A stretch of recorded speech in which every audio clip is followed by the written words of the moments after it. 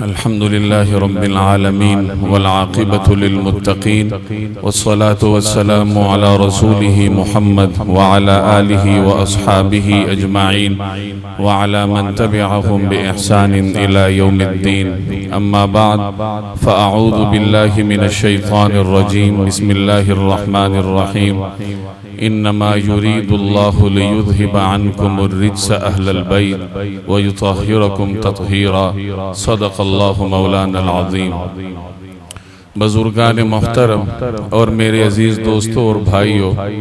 اللہ تبارک و تعالیٰ کا یہ اصول ہے کہ عام طور پر اولاد کے اندر والدین کی خصوصیات کو منتقل کر دیتا ہے. جسمانی اعتبار سے بھی اولاد والدین کے ساتھ مشابہت رکھتی ہے، اور روحانی اعتبار سے، اخلاقی اعتبار سے اور علمی اعتبار سے بھی اولاد اپنے والدین کے ساتھ کسی نہ کسی حد تک شباہت ضرور رکھتی ہے. عام طور پر باپ اور بیٹے کا جو خون کا گروپ ہوتا ہے وہ بھی میچ کر جاتا ہے. تو یہ اللہ تبارک و تعالی نے اس کائنات کو بنانے میں یا اس کائنات کو چلانے میں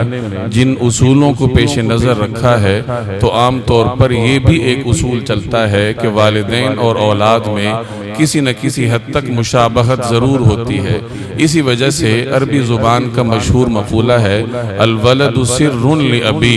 کہ بیٹا باپ کے لیے ایک راز ہوتا ہے، یعنی بیٹے کو دیکھ کر باپ کو پہچان لیا جاتا ہے. رسول اللہ صلی اللہ علیہ وسلم کو اللہ تبارک و تعالی نے اولاد کی نعمت سے نوازا تھا، تو آپ کی مختلف خصوصیات اللہ جل جلالہ نے آپ کی اولاد میں بھی منتقل کی تھی. نبی کریم صلی اللہ علیہ وسلم کی 4 صاحبزادیاں تھیں اور آپ صلی اللہ علیہ وسلم کی 3 صاحبزادے تھے. تو یہ ٹوٹل 7 اولادیں تھیں جناب رسول اللہ صلی اللہ علیہ وسلم کی.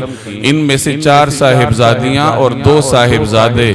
آپ صلی اللہ علیہ وسلم کے حضرت خدیجۃ الکبریٰ رضی اللہ تعالی عنہا کے بطن مبارک سے تھے، اور حضرت ابراہیم آپ صلی اللہ علیہ وسلم کے سب سے چھوٹے صاحبزادے یہ حضرت ماریہ قبطیہ رضی اللہ تعالی عنہا کے بطن مبارک سے تھے. نبی کریم صلی اللہ علیہ وسلم کی اولاد میں ترتیب آپ حضرات کو معلوم ہوگی کہ حضرت زینب رضی اللہ تعالی عنہا یہ آپ کی اولاد میں سب سے بڑی تھی. سب سے پہلے ان کی ولادت ہوئی تھی. دوسرے نمبر پر آپ صلی اللہ علیہ وسلم کے صاحبزادے حضرت قاسم کی ولادت ہوئی تھی، اور یہ اپنے بچپن میں ہی انتقال فرما گئے تھے. بعض مورخین لکھتے ہیں کہ ان کی عمر اتنی ہو گئی تھی کہ یہ سواری پر سوار ہو جاتے تھے. تو اس عمر میں اللہ تبارک و تعالیٰ کو پیارے ہو گئے. اس کے بعد آپ صلی اللہ علیہ وسلم کی 3 صاحبزادیاں بالترتیب تھیں. حضرت رقیہ رضی اللہ تعالی عنہا، ان کے بعد حضرت ام کلثوم رضی اللہ تعالی عنہا، اور ان کے بعد حضرت فاطمہ رضی اللہ تعالی عنہا. ان کے بعد آپ صلی اللہ علیہ وسلم کے دوسرے صاحبزادے حضرت عبداللہ رضی اللہ تعالی عنہ کی ولادت ہوئی. ان کا لقب طیب اور طاہر بھی تھا. گویا کہ 3 اسماء گرامی ہیں اور مصداق یہ ایک صاحبزادے ہیں. حضرت عبداللہ ان کا نام تھا اور طیب اور طاہر ان کا لقب تھا. ان کی ولادت نبوت کے بعد ہوئی تھی، اور یہی وہ صاحبزادے ہیں کہ جن کے انتقال کے بعد ابو لہب اور رؤسائے قریش یہ خوشی کے شادیانے بجاتے ہوئے ایک دوسرے کو مبارکبادیں دینے لگے کہ معاذ اللہ محمد صلی اللہ علیہ وسلم تو ابتر ہو گئے، ان کی نسل نہیں رہی، ان کے نرینہ اولاد ایک ایک کر کے رخصت ہو گئی. اور اس پر پھر اللہ تبارک و تعالی سورۃ الکوثر اللہ تبارک و تعالی نے اس پر نازل کی، جس میں یہ ارشاد فرمایا کہ ابتر میرے حبیب نہیں ہے بلکہ ان کے دشمن ہیں، اور ان کے دشمنوں کا اللہ تبارک و تعالی ایسا صفایا کر دے گا کہ رہتی دنیا تک کوئی ان کی طرف اپنی نسبت کرنے میں بھی فخر محسوس نہیں کرے گا. اور آخری صاحبزادے آپ صلی اللہ علیہ وسلم کے حضرت ابراہیم تھے، جن کی ولادت بھی مدینہ طیبہ میں ہوئی اور بچپن میں ہی ان کا انتقال مدینہ طیبہ میں ہوا. تو یہ رسول اللہ صلی اللہ علیہ وسلم کی مکمل اولاد ہے، اور آپ صلی اللہ علیہ وسلم کو اپنی ہر اولاد کے ساتھ جذباتی لگاؤ تھا،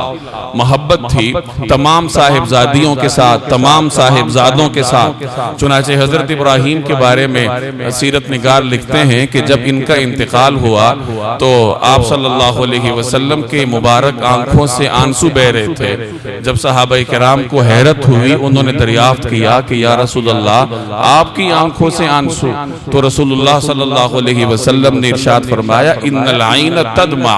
والقلب يحزن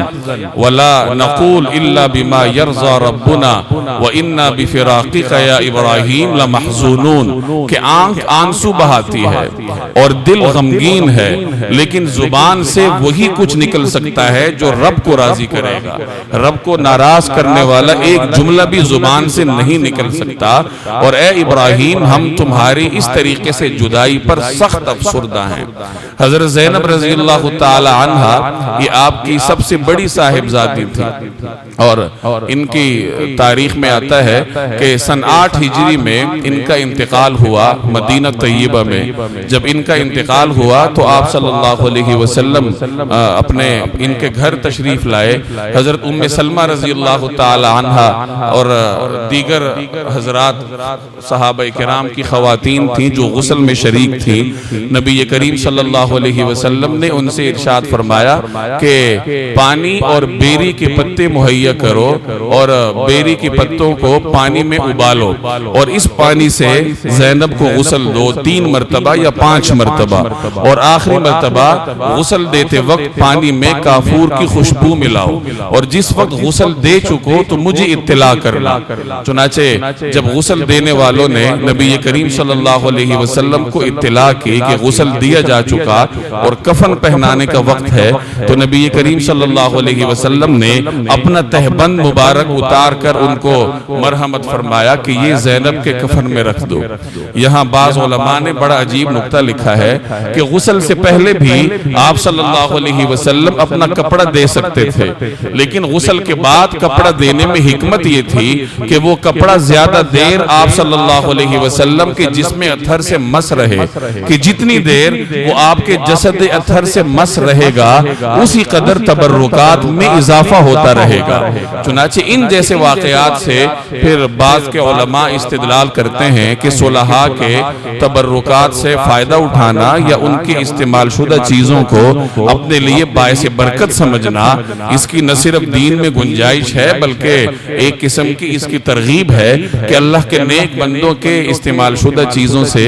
اگر کوئی شخص تبرک اٹھانا چاہتا ہے تو وہ بالکل اٹھا سکتا ہے. تو اس طریقے سے رسول اللہ صلی اللہ علیہ وسلم نے اپنے بدن مبارک کا کپڑا اپنی صاحبزادی کے کفن کے لیے مرحمت فرمایا,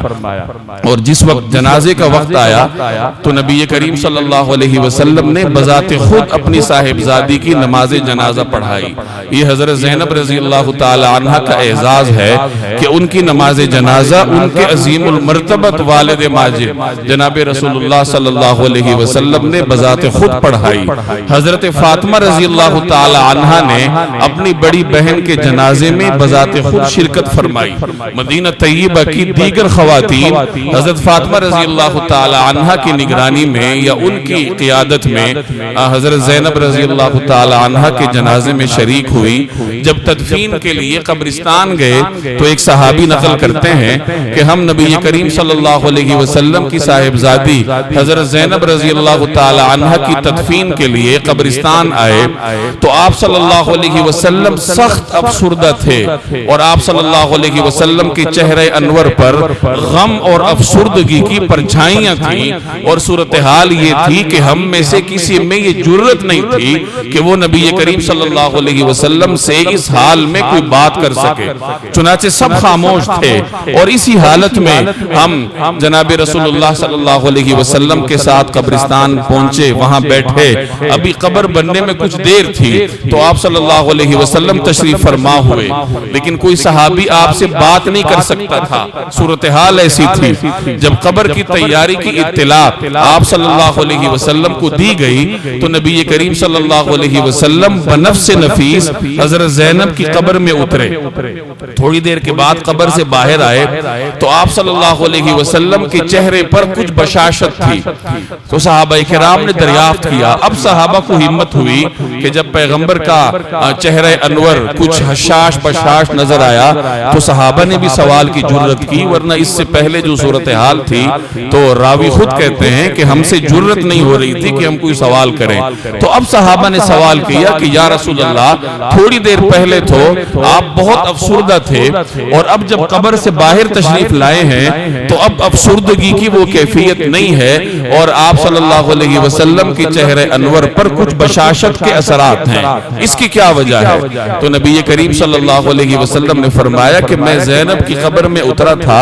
اور میرے سامنے زینب کا ضعف اور کمزوری تھی اور قبر کی سختیاں تھی، تو میں نے اللہ سے دعا کی کہ میری بیٹی پر قبر کی سختیاں تنگ ختم کر دی جائیں، تو اللہ تبارک و تعالی نے میری دعا کو قبول کیا ہے، اور زینب کو اللہ نے قبر کی سختیوں سے اور تنگیوں سے محفوظ رکھا ہے۔ تو اللہ تعالیٰ کی اس یقین دہانی کی وجہ سے میں کچھ مطمئن ہوں۔ یہ جذباتی لگاؤ تھا جناب رسول اللہ صلی اللہ علیہ وسلم کو اپنی صاحبزادی حضرت زینب کے ساتھ، اور ایک موقع پر نبی کریم صلی اللہ علیہ وسلم نے اپنی اسی صاحبزادی کے بارے میں فرمایا تھا کہ خیر بناتی اصیبت فیا، کہ یہ میری سب سے بہترین بیٹی ہے جس کو میری وجہ سے تکالیف دی گئی، جس نے میری وجہ سے مشقتیں برداشت کی ہیں، اذیتیں برداشت کی ہیں۔ حضرت زینب رضی اللہ تعالی عنہ کا سفر ہجرت کا واقعہ بڑا دردناک ہے، میں آگے چل کے عرض کرتا ہوں۔ تو ان مشکلات کے پیش نظر آپ صلی اللہ علیہ وسلم نے حضرت زینب رضی اللہ تعالی عنہ کو خیر بناتی کہا کہ یہ میری بیٹیوں میں سب سے بہترین ہے، کیونکہ اس کو میری وجہ سے ستایا گیا، میری وجہ سے تکلیف دی گئی۔ اور ایک اور روایت میں افضل بناتی کے الفاظ بھی ہیں کہ ہی افضل بناتی اصیبت فیا، کہ یہ میری سب سے افضل بیٹی ہے کیونکہ اس کو میری وجہ سے ستایا گیا اور میری وجہ سے اس کو مشقت کی وادیوں سے، پرخار وادیوں سے گزرنا پڑا۔ انہی حضرت زینب کی صاحبزادی تھی حضرت امامہ رضی اللہ تعالی عنہ۔ نبی کریم صلی اللہ علیہ وسلم کو ان کے ساتھ بڑا لگاؤ تھا، آپ صلی اللہ علیہ وسلم ان کو اٹھایا کرتے تھے، اٹھا کر باہر تشریف لے آتے اور اسی حالت میں نماز پڑھا دیا کرتے تھے۔ حضرت ابو قتادہ رضی اللہ تعالی عنہ کی ایک روایت ہے، وہ فرماتے ہیں کہ ایک مرتبہ نبی کریم صلی اللہ علیہ وسلم ہمیں نماز پڑھانے کے لیے باہر تشریف لائے تو آپ نے اپنی نواسی امامہ کو اٹھایا ہوا تھا، اسی حالت میں آپ صلی اللہ علیہ وسلم نے ہمیں نماز پڑھائی، اور جب آپ رکوع میں جایا کرتے تو امامہ کو رکھ دیتے اور رکوع اور سجدے فرماتے، پھر جب آپ قیام فرماتے تو دوبارہ امامہ کو اٹھا لیا کرتے۔ تو اس طریقے سے اپنی نواسی کو اٹھا کر جناب رسول اللہ صلی اللہ علیہ وسلم نے نماز پڑھائی۔ اور متعدد روایات ہیں جن میں حضرت امامہ رضی اللہ تعالی عنہ کو جناب رسول اللہ صلی اللہ علیہ وسلم بڑی محبت، چاہت اور لگاؤ کے ساتھ اٹھایا کرتے تھے اور اسی حالت میں باہر تشریف لاتے تھے۔ ایک بڑی عجیب روایت بعض مورخین نے نقل کی ہے، حضرت عائشہ رضی اللہ تعالی عنہ کی روایت ہے کہ ایک مرتبہ ہم سب گھر والے بیٹھے تھے، نبی کریم صلی اللہ علیہ وسلم تشریف فرما تھے اور حضرت امامہ رضی اللہ تعالی عنہ یہ حجرے کے ایک کونے میں کھیل رہی تھی، تو آپ صلی اللہ علیہ وسلم کے پاس بطور ہدیے کے ایک ہار کہیں سے آیا اور بڑا قیمتی تھا، بڑا خوبصورت ہار تھا۔ تو نبی کریم صلی اللہ علیہ وسلم نے اس ہار کے بارے میں ہم سے دریافت فرمایا، جو ازواج مطہرات بیٹھی تھی، تو ہم نے عرض کیا کہ یا رسول اللہ، ایسا ہار تو ہم نے کبھی دیکھا نہیں ہے، اتنا خوبصورت اور اتنا بیش قیمت ہار ہم نے کبھی دیکھا نہیں ہے۔ تو آپ صلی اللہ علیہ وسلم نے فرمایا کہ میں یہ ہار اپنے گھرانے کے اس فرد کو دوں گا جو میرے گھرانے میں مجھے سب سے زیادہ پیارا ہے، کہ میرے اہل بیت میں جو میری سب سے محبوب شخصیت ہوگی یہ ہار میں اسی کو دوں گا۔ ازواج مطہرات نے یہ سمجھا کہ یہ ہار تو حضرت عائشہ کو ملے گا، چونکہ وہ نبی کریم صلی اللہ علیہ وسلم کو سب سے زیادہ پیاری تھی، لیکن ہوا کچھ اور۔ جب آپ صلی اللہ علیہ وسلم نے ہار دینا تھا تو رسول اللہ صلی اللہ علیہ وسلم نے حضرت امامہ کو بلایا، جو کھیل رہی تھی، انہیں اپنے پاس بلایا اور اپنے دست اقدس سے ان کے گلے میں وہ ہار پہنایا۔ تو آپ اس سے اندازہ لگا لیجئے کہ رسول اللہ صلی اللہ علیہ وسلم کو ان کے ساتھ کس درجے کا لگاؤ ہوگا کہ اپنے اہل بیت میں سب سے محبوب شخصیت حضرت امامہ کو نبی کریم صلی اللہ علیہ وسلم نے قرار دیا۔ جب حضرت فاطمہ رضی اللہ تعالی عنہ کا انتقال ہونے لگا تو انہوں نے حضرت علی رضی اللہ تعالی عنہ کو وصیت کی کہ میرے بعد آپ نے اگر نکاح کرنا ہو تو میری بھانجی امامہ سے کرنا، کیونکہ وہ میری اولاد کے لیے میری بہترین قائم مقام ثابت ہوگی۔ چنانچہ ایسے ہی ہوا، حضرت علی رضی اللہ تعالی عنہ نے حضرت فاطمہ رضی اللہ تعالی عنہ کے انتقال کے بعد حضرت امامہ رضی اللہ تعالی عنہ سے نکاح فرمایا۔ تو حضرت علی رضی اللہ تعالی عنہ کے عقد میں بھی نبی کی دو بیٹیاں جمع ہو گئی، ایک حضور علیہ السلام کی براہ راست بیٹی حضرت فاطمہ اور دوسری نبی کریم صلی اللہ علیہ وسلم کی نواسی حضرت امامہ۔ اس نسبت سے بعض اہل ذوق حضرت علی رضی اللہ تعالی عنہ کو بھی ذی النورین کہتے ہیں۔ ذی النورین کہتے ہیں دو نوروں والا۔ حضرت عثمان کو ذی النورین کہتے ہیں کیونکہ ان کے نکاح میں نبی کریم صلی اللہ علیہ وسلم کی دو صاحبزادیاں یکے بعد دیگریں آئیں، حضرت رقیہ اور حضرت ام کلثوم، اس وجہ سے انہیں ذی النورین کہا جاتا ہے۔ حضرت علی رضی اللہ تعالی عنہ کے نکاح میں بھی یکے بعد دیگرے رسول اللہ صلی اللہ علیہ وسلم کے گھرانے کی دو معزز شہزادیاں آئیں، پہلے حضرت فاطمہ رضی اللہ تعالی عنہ جو آپ صلی اللہ علیہ وسلم کی سب سے لاڈلی صاحبزادی تھی، اور ان کے بعد حضرت امامہ رضی اللہ تعالی عنہ جو نبی کریم صلی اللہ علیہ وسلم کی انتہائی لاڈلی نواسی تھی۔ اس بنیاد پر بعض علماء کرام حضرت علی رضی اللہ تعالی عنہ کو بھی ذی النورین کا لقب دیتے ہیں۔ تو یہ رسول اللہ صلی اللہ علیہ وسلم کا لگاؤ تھا حضرت امامہ کے ساتھ۔ حضرت امامہ کے ایک بھائی تھے، علی نام تھا ان کا، حضرت زینب کے بیٹے تھے، علی بن ابی العاص۔ اور بعض مورخین نے لکھا ہے کہ فتح مکہ کے موقع پہ جب رسول اللہ صلی اللہ علیہ وسلم مکہ میں سوار ہو کر داخل ہوئے تو اس خوشی کے موقع پر آپ صلی اللہ علیہ وسلم نے سواری پر اپنے پیچھے اپنے اسی نواسے حضرت زینب کے بیٹے حضرت علی کو سوار کر رکھا تھا۔ یہ مختلف واقعات ہیں جو سیرت کی کتابوں میں جگہ جگہ آپ کو ملیں گے کہ نبی کریم صلی اللہ علیہ وسلم کو اپنی اولاد کے ساتھ کس درجے کا لگاؤ تھا۔ حضرت فاطمہ رضی اللہ تعالی عنہ کے واقعات معروف ہیں، آپ نے سن رکھے ہیں کہ جب وہ تشریف لایا کرتی تو آپ صلی اللہ علیہ وسلم ان کے استقبال کے لیے محبت کی وجہ سے اٹھ جایا کرتے تھے، کھڑے ہو کر اپنی لاڈلی بیٹی کا استقبال کرتے تھے، اور حضرت فاطمہ کا ہاتھ حضور صلی اللہ علیہ وسلم تھام لیتے، اس پہ بوسہ دیا کرتے، اور پھر اپنی بیٹی کو اپنی ہی نشست پر اپنے پاس نبی کریم صلی اللہ علیہ وسلم بٹھایا کرتے تھے۔ اور حضرت فاطمہ کے صاحبزادوں کے ساتھ نبی کریم صلی اللہ علیہ وسلم کو جو لگاؤ تھا، جو محبت تھی، اس کے واقعات آپ سنتے رہتے ہیں، معروف ہیں۔ حضرت رقیہ رضی اللہ تعالی عنہا، یہ نبی کریم صلی اللہ علیہ وسلم کی صاحبزادی ہیں، حضرت زینب کے بعد ان کا نکاح حضرت عثمان سے ہوا، اور یہ وہ پہلا جوڑا ہے جنہوں نے حبشہ ہجرت کی۔ ان کے بارے میں نبی کریم صلی اللہ علیہ وسلم نے ارشاد فرمایا تھا کہ حضرت لوط علیہ السلام کے بعد یہ پہلا جوڑا ہے، حضرت عثمان حضرت لوط کے بعد پہلے فرد ہیں جنہوں نے اپنے اہل و عیال کے ساتھ اللہ کے راستے میں ہجرت کی ہے۔ ان کا جوڑا بڑا معروف تھا، بڑے چرچے تھے، لوگ اس جوڑے کے حسن و جمال کی مثالیں دیا کرتے تھے۔ اور جب یہ ہجرت حبشہ کر کے جب حبشہ ہجرت کر کے تشریف لے گئے تو کافی عرصے تک کوئی خیر خبر نہیں آئی۔ آپ صلی اللہ علیہ وسلم بڑے پریشان تھے حضرت رقیہ کے لیے، تو اتنے میں حبشہ سے ایک خاتون آئی، مکہ کی رہنے والی، تو ان سے آپ صلی اللہ علیہ وسلم نے دریافت کیا کہ رقیہ کی کوئی خیر خبر ہے تمہیں؟ تو انہوں نے عرض کیا کہ میں نے دیکھا تھا حبشہ میں کہ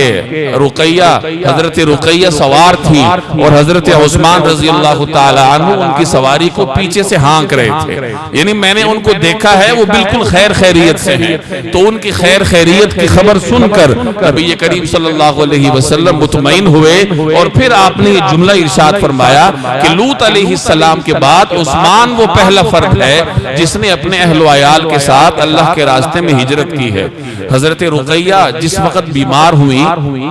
تو مسلمانوں کو بدر کا مارکہ درپیش تھا. آپ صلی اللہ علیہ وسلم کے ساتھ صحابہ کرام بدر کے مارکے کے لیے نکل رہے تھے. حضرت عثمان بھی تیار تھے تو نبی کریم صلی اللہ علیہ وسلم نے ان کو روکا اور فرمایا کہ آپ بدر میں مت جائیے بلکہ آپ اپنی اہلیہ حضرت رقیہ کی بیمار پرسی کیجیے. تو حضور صلی اللہ علیہ وسلم کے حکم پر حضرت عثمان غنی بدر کے مارکے کے لیے نہیں گئے تھے. جو گئے تھے وہ بھی پیغمبر کا حکم تھا اور حضرت عثمان رکے ہیں تو وہ بھی پیغمبر کا حکم ہے. اصل چیز تو پیغمبر کے حکم پر عمل ہے. آج کچھ کوتا چشم حضرت عثمان پر اعتراضات کرتے ہیں کہ وہ بدر میں نہیں گئے, تو ان کے بدر کے نہ جانے کی یہ وجہ تھی. اور نبی کریم صلی اللہ علیہ وسلم نے حضرت عثمان کو بدری صحابی کا اعزاز عطا فرمایا تھا کیونکہ وہ حضور کے حکم پہ عمل کرتے ہوئے بدر نہیں گئے تھے. چنانچہ آپ صلی اللہ علیہ وسلم نے مال غنیمت میں سے حضرت عثمان کو اتنا ہی حصہ عطا فرمایا جتنا آپ نے بدر کے مارکے میں شریک صحابہ کرام کو عطا فرمایا تھا. حضرت علی رضی اللہ تعالی عنہ غزوہ تبوک میں نہیں گئے تھے. نبی کریم صلی اللہ علیہ وسلم نے حکم دیا تھا کہ تم میری قائم مقامی میں مدینہ میں رہو. غزوہ تبوک بہت بڑا مارکہ تھا اور سفر کی شدت کے اعتبار سے یہ غزوات النبی میں سب سے شدید غزوہ تھا کیونکہ بہت لمبا سفر درپیش تھا. وہ عرب کی سرحد پہ جانا تھا اور سخت گرمی کا موسم تھا, ادھر پھل پکے ہوئے تھے اور کچھ صحابہ کسی وجہ سے نہیں جا سکے تو قرآن کریم نے ان پہ عتاب نازل کیا اور جب ان کی توبہ قبول ہوئی تو قرآن کریم نے اس کے بارے میں آیات نازل کی. حضرت علی غزوہ تبوک میں نہیں گئے نبی کریم صلی اللہ علیہ وسلم کے حکم پر عمل کرنے کی وجہ سے. یہی وجہ ہے کہ حضرت علی کو غزوہ تبوک کی فضیلت حاصل ہے جیسے حضرت عثمان کو غزوہ بدر کی فضیلت حاصل ہے. تو جب مسلمان بدر کے مارکے میں تھے تو پیچھے حضرت رقیہ کی بیماری بڑھ گئی, ان کا انتقال ہوا. حضرت عثمان نے موقع پر موجود صحابہ کے ساتھ ان کی تدفین کی اور جس وقت بدر کی فتح کی خوشخبری مدینہ پہنچی, حضرت زید بن حارثہ نبی کریم صلی اللہ علیہ وسلم کی اونٹنی پر سوار ہو کر مدینہ منورہ خوشخبری لے کر آئے کہ اللہ تعالیٰ نے مسلمانوں کو بدر میں اتنی عظیم الشان فتح عطا فرمائی ہے. تو جس وقت یہ خوشخبری آئی ہے این اسی وقت مسلمان حضرت رقیہ کی تدفین سے فارغ ہو کر مٹی سے ہاتھ جھاڑ رہے تھے. آپ صلی اللہ علیہ وسلم جب تشریف لائے اور حضرت رقیہ کے انتقال کی خبر ملی تو آپ سخت افسردہ ہوئے اور راوی کہتے ہیں کہ نبی کریم صلی اللہ علیہ وسلم اسی افسردگی میں اپنی بیٹی حضرت رقیہ کی قبر پر گئے. حضرت فاطمہ بھی آپ کے ساتھ تھی. حضرت فاطمہ اپنی بڑی بہن کی قبر کے کنارے بیٹھ کر رونے لگی تو نبی کریم صلی اللہ علیہ وسلم نے اپنی چادر اور اپنے دست اقدس سے اپنی بیٹی حضرت فاطمہ کے آنسو صاف کرنے لگے اور انہیں تسلی دینے لگے. تو یہ اپنی اولاد کے ساتھ محبت کے واقعات ہیں جو آپ کو سیرت کی کتابوں میں جگہ جگہ ملیں گے. حضرت ام کلثوم رضی اللہ تعالی عنہا یہ آپ کی تیسری صاحبزادی ہیں. ان کا انتقال بھی آپ کے سامنے ہوا 9 ہجری میں. رسول اللہ صلی اللہ علیہ وسلم کے سانحہ ارتحال سے 1 سال پہلے حضرت ام کلثوم کا انتقال ہوا.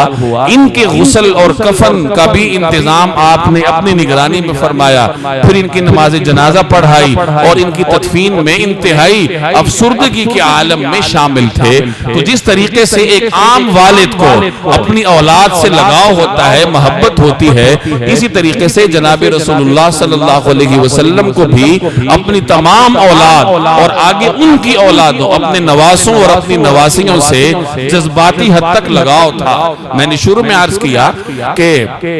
اللہ تبارک و تعالی والدین کی کچھ صفات اولاد کی طرف منتقل فرماتے ہیں. آپ کو نبی کریم صلی اللہ علیہ وسلم کی اولاد میں آپ صلی اللہ علیہ وسلم کی ایک ایک صفت ملے گی. حضرت فاطمہ رضی اللہ تعالی عنہ کی شباہت نبی کریم صلی اللہ علیہ وسلم کے ساتھ اس قدر تھی کہ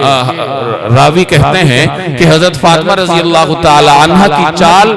ان کا اٹھنا بیٹھنا، ان کی نشست اور برخاست، ان کی گفتار اور ان کی رفتار، یہ بالکل رسول اللہ صلی اللہ علیہ وسلم کے مشابہ تھی، اور گویا کہ آپ کی چال نبی کریم صلی اللہ علیہ وسلم کی چال کی پرتو تھی، اور جب آپ بات کرتی تھیں تو ایسا لگتا تھا جیسے رسول اللہ صلی اللہ علیہ وسلم بذات خود گفتگو فرما رہے ہیں۔ گفتگو کا انداز بھی وہی تھا، لب و لہجہ بھی وہی تھا، چلنے کا انداز بھی وہی تھا، رفتار بھی وہی تھی۔ تو یہ اپنے والد کی خصوصیات تھیں جو حضرت فاطمہ رضی اللہ تعالی عنہ میں اللہ تبارک و تعالی نے منتقل فرمائی تھی۔ حضرت زینب میں اللہ تبارک و تعالی نے نبی کریم صلی اللہ علیہ وسلم کی ایک اور عجیب خصوصیت کو منتقل فرمایا تھا۔ آپ نے سن رکھا ہوگا کہ نبی کریم صلی اللہ علیہ وسلم کو ایک یہودی خاتون نے بکرے کے گوشت میں زہر ملا کے دیا تھا۔ آپ نے ایک آدھا لقمہ ہی تناول فرمایا تھا کہ اللہ تبارک و تعالی نے آپ کو خبر کر دی تو آپ نے کھانے سے ہاتھ کھینچ لیے، تو وہ زہر آپ کے لیے زیادہ خطرناک تو ثابت نہ ہوا وقتی طور پر، لیکن اس کے کچھ اثرات آپ صلی اللہ علیہ وسلم پر محسوس کیے جا سکتے تھے۔ چنانچہ بعض روایات میں آتا ہے کہ وہ زہریلا لقمہ جو آپ صلی اللہ علیہ وسلم نے تناول فرمایا تھا، اس کے اثرات نبی کریم صلی اللہ علیہ وسلم کے تالو مبارک میں محسوس کیے جاتے تھے کہ بعض اوقات آپ کے مبارک تالو کا رنگ متغیر ہو جایا کرتا تھا، اور جب آپ کے سانحہ ارتحال کا وقت آیا اور آپ مرض الوفات کا شکار تھے تو اس موقع پر آپ صلی اللہ علیہ وسلم نے ارشاد فرمایا کہ اس زہر کا اثر تو ہمیشہ رہا، لیکن اب اس نے اپنا کام مکمل کر دیا۔ گویا کہ آپ صلی اللہ علیہ وسلم کا انتقال اس زہر کے اثرات کی وجہ سے ہوا، تو وہ زہر جو بہت پہلے آپ کے بدن مبارک میں کسی حد تک گیا تھا اور وقتی طور پر اس کے اثرات زائل ہو گئے تھے، اور آپ کے سانحہ ارتحال سے پہلے اس کے اثرات واپس لوٹ آئے تھے۔ اسی بنیاد پر با صحابہ کرام اور امت کے اکابرین نبی کریم صلی اللہ علیہ وسلم کے لیے شہادت کی نعمت کو مانتے ہیں کہ آپ صلی اللہ علیہ وسلم کا جو سانحہ ارتحال تھا وہ شہادت کے درجے کا تھا۔ یہی آپ صلی اللہ علیہ وسلم کی خصوصیت اللہ تبارک و تعالی نے حضرت زینب میں منتقل کی تھی کہ انہیں بھی ہجرت کے سفر میں ایک زخم لگا تھا اور وقتی طور پر وہ زخم بھر گیا تھا، لیکن حضرت زینب کے انتقال سے پہلے کچھ پہلے وہ زخم دوبارہ جاری ہو گیا، اور اسی زخم کی وجہ سے حضرت زینب رضی اللہ تعالی عنہ انتقال فرما گئی۔ چنانچہ علماء کرام حضرت زینب رضی اللہ تعالی عنہ کو شہیدہ قرار دیتے ہیں۔ تو اس صفت شہادت میں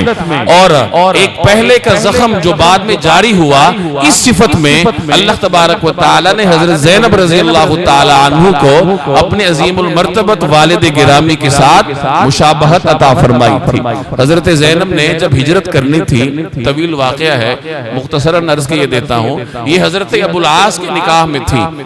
اور ابو العاص اس وقت تک مسلمان نہیں ہوئے تھے، جبری طور پر بدر میں موجود تھے، مسلمانوں کے مقابلے میں قید ہو کے آئے، حضرت عباس بھی قید ہوئے تھے۔ تو مکہ سے قریش نے اپنے قیدیوں کے لیے جب فدیے کی رقم بھیجی تو حضرت زینب رضی اللہ تعالی عنہ نے بھی اپنے خاوند حضرت ابو العاص کی رہائی کے لیے بطور فدیے کے اپنا وہ ہار بھیجا جو شادی کے وقت ان کو حضرت خدیجہ نے مرحمت فرمایا تھا۔ تو جب فدیے کی رقوم آپ صلی اللہ علیہ وسلم کے پاس پیش ہوئی، ان میں یہ ہار بھی تھا، تو اس ہار کو دیکھ کر رسول اللہ صلی اللہ علیہ وسلم آپ دیدہ ہو گئے، حضرت خدیجہ کی یاد آپ کو آئی۔ پھر آپ نے صحابہ سے مخاطب ہو کے ارشاد فرمایا کہ اگر تم لوگ مناسب سمجھو تو زینب کو یہ ہار واپس کر دو اور ابو العاص کو بغیر کسی معاوضے کے رہا کر دو۔ تو صحابہ کرام تو دل و جان سے فدا تھے، انہوں نے عرض کیا یا رسول اللہ، ہم ابو العاص کو بغیر فدیے کے رہا کرتے ہیں اور یہ ہار حضرت زینب کو واپس کرتے ہیں۔ تو آپ صلی اللہ علیہ وسلم نے حضرت ابو العاص سے یہ وعدہ لیا کہ تم جاؤ لیکن زینب کو میرے پاس بھیج دینا۔ جب حضرت ابو العاص واپس آئے تو انہوں نے حضرت زینب سے کہا کہ آپ تیاری کریں، اپنے والد ماجد کے پاس آپ کو بھیجنا ہے، اور ان کے ساتھ اپنے بھائی کنانہ بن ربیع کو مقرر۔ جب حضرت زینب اپنے دیور کنانہ بن ربیع کے ساتھ سفر ہجرت کے لیے نکلی تو حضرت زینب سوار تھیں اور کنانہ بن ربیع ہاتھ میں تیر کمان لیے ان کی سواری کو کھینچ رہے تھے۔ اب یہ بدر کے بعد کا موقع تھا، قریش سارے زخم خوردہ تھے، تو جب یہ خبر پہنچی کہ نبی کریم صلی اللہ علیہ وسلم کی صاحبزادی اس طریقے سے ہجرت کر رہی ہیں تو ان سے برداشت نہ ہوا، اور قریش کے کچھ اوباش نوجوان حضرت زینب کو روکنے کے لیے نکل کھڑے ہوئے۔ حبار بن اسود سب سے آگے تھا، اس نے ایک نیزہ مارا جو حضرت زینب رضی اللہ تعالی عنہ کے ہودج پر لگا۔ اونٹ کے اوپر جو ہودج تھا جس میں حضرت زینب سوار تھی اس پہ وہ لگا، اور اس دھچکے کی وجہ سے حضرت زینب رضی اللہ تعالی عنہ اونٹ سے نیچے گری۔ چٹیل پتھریلی زمین تھی، اس پتھریلی زمین پر گری، اور اس وقت حضرت زینب رضی اللہ تعالی عنہ امید سے تھی تو ان کا زخم جاری ہوا اور خون بہت زیادہ بہا۔ کنانہ بن ربیع نے تیر اندازی کر کے ان کو دشمنوں کو واپس کیا، اور حضرت زینب کو اس حال میں آگے لے جانا ممکن نہیں تھا تو واپس گھر لے آئے، اور کچھ دنوں کے بعد پھر ان کو خفیہ طور پر سوار کر کے مکہ سے باہر لے گئے جہاں نبی کریم صلی اللہ علیہ وسلم کے بھیجے صحابہ کرام تھے، اور وہ حضرت زینب کو پھر اپنے ساتھ مدینہ طیبہ لے گئے۔ تو یہ زخم تھا جو حضرت زینب کو سفر ہجرت میں لگا، جن کی وجہ سے ان کا حمل بھی ضائع ہوا اور بہت سارا خون ان کے جسم سے بہا، اور ان مشقتوں کی وجہ سے نبی کریم صلی اللہ علیہ وسلم نے ان کے بارے میں فرمایا تھا کہ خیر بناتی، کہ یہ میری سب سے بہترین بیٹی ہے۔ کیوں؟ اصیبت فیہ، کیونکہ اس کو میری وجہ سے ستایا گیا۔ اگر قریش نے زینب کو روکا تو اس وجہ سے روکا کہ وہ رسول اللہ صلی اللہ علیہ وسلم کی بیٹی تھی، آپ کی نسبت سے وہ حضرت زینب کے در پہ تھے، اور یہی زخم جو حضرت زینب کو ہجرت کے موقع پہ لگا یہ بعد میں سن 8 ہجری میں دوبارہ جاری ہوا، اور اس کی وجہ سے حضرت زینب رضی اللہ تعالی عنہ کی شہادت واقع ہوئی۔ تو یہ حضرت زینب کی مظلومیت ہے جس کو آپ سیرت کے مختلف اوراق میں دیکھ سکتے ہیں۔ نبی کریم صلی اللہ علیہ وسلم کا گھرانہ یہ سارا ایک خوشبودار گملے کی طرح ہے، اس میں ہر پھول اپنی جگہ خوشبو رکھتا ہے۔ آپ ایسا نہیں کر سکتے کہ کچھ پھولوں کو جدا کر دیں، اس کا الگ گلدستہ بنا دیں، باقیوں کو چھوڑ دیں، بلکہ آپ صلی اللہ علیہ وسلم کی اولاد تو ایک طرف، نبی کریم صلی اللہ علیہ وسلم سے اگر کسی جاندار کو یا گونا تھوڑی بہت نسبت بھی ہے تو وہ مسلمانوں کے سروں کا تاج اور آنکھوں کا نور ہے۔ آپ صلی اللہ علیہ وسلم کی سواریاں، آپ علیہ السلام کے جانور، آپ علیہ السلام کے نالین شریفین، یہ تمام مسلمانوں کے لیے سروں کے تاج کی حیثیت رکھتے ہیں، تو آپ کی اولاد کے تو شان ہی نرالی ہے۔ تو رسول اللہ صلی اللہ علیہ وسلم کی تمام اولاد، ان سب کو ایک نگاہ سے دیکھیے، سب کے ساتھ محبت رکھیں اور سب کے گن گانے چاہیے، اور سب کی عظمتوں کے ترانے میرے اور آپ کی زبانوں پر جاری ہوں۔ یہ رسول اللہ صلی اللہ علیہ وسلم کا گھرانہ ہے، اور یہ وہی گھرانہ ہے جس کی اتباع کی تلقین جناب نبی کریم صلی اللہ علیہ وسلم مجھے اور آپ کو فرما گئے۔ اللہ تبارک و تعالی عمل کرنے کی توفیق دے۔ وما علینا الا البلاغ۔